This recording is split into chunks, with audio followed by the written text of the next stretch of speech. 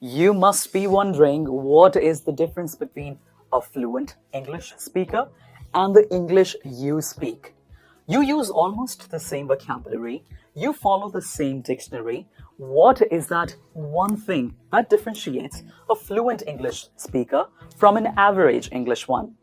If you notice, a fluent English speaker, they make use of a lot of contractions, formal contractions and the informal contractions. Formal contractions such as he's, she's, you're, there, they teach you all these contractions in school. You have studied them in school, but what they don't teach you in school are informal contractions.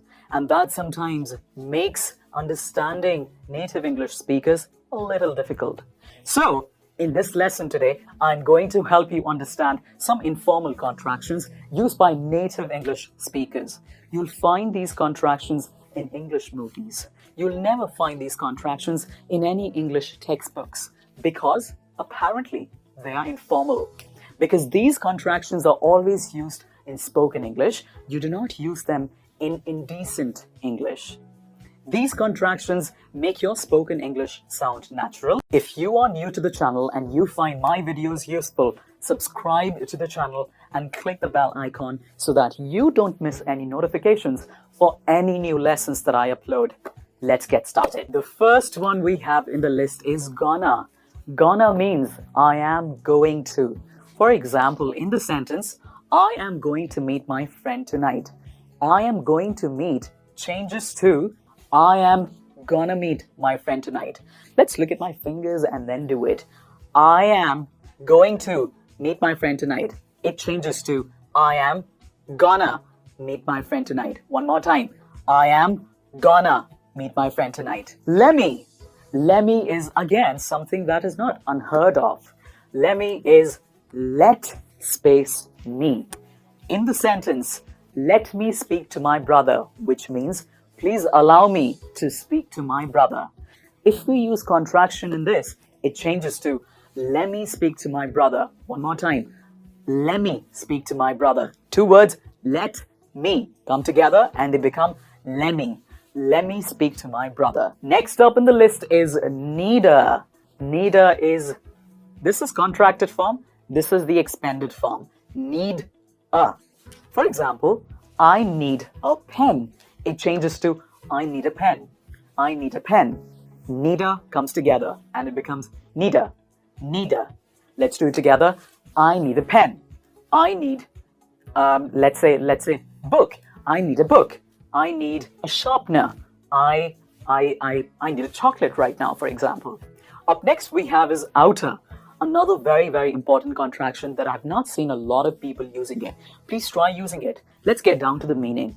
Outer means out of. For example, I'm standing out of this building. It changes to I'm standing outer this building. One more time. I'm standing outer this building.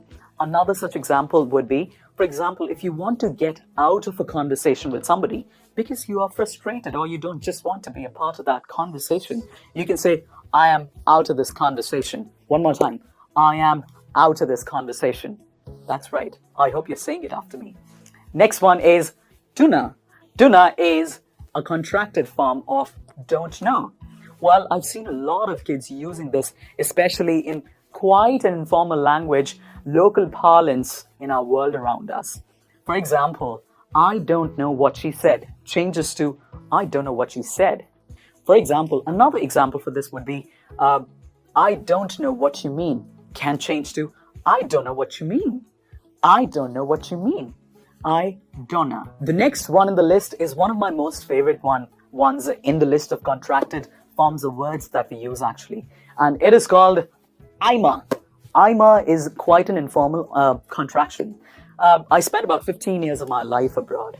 And in that such a long span of time, especially in the initial years, I started seeing all of my classmates using I'ma quite a lot. And I would not understand what they mean. I'ma primarily means I am going to. For example, I am going to the park. One more time. I am going to the park changes to I'ma park. I'ma to the park. I'ma to the park. Another example is, I am going to the party. It changes to, I'm a party. Yes, you heard it right. Although it sounds a little tricky and slightly wrong, but it is not. It is an absolutely correct sentence in English language. I'm a party. It is a very, very informal contraction, and it primarily means I am going to party.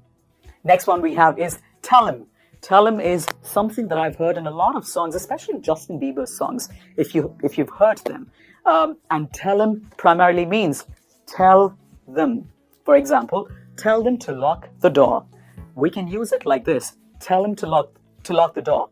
One more time. Tell him to lock the door. Now it's time to look at the next one. Sorta. Sorta is again after Ima, one of my favorite ones. Sorta means sort of.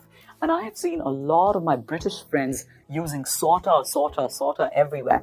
And I think sorta is their favorite phrasal verb that they use together, favorite contraction. Sorta is sort of.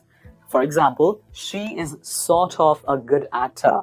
And if you have to say it fluently in a contracted form, you say, she is sort of good actor. One more time. She is sort of good actor. Let's move to the next one now. Next in the list is gotcha. Gotcha is got it. What is it?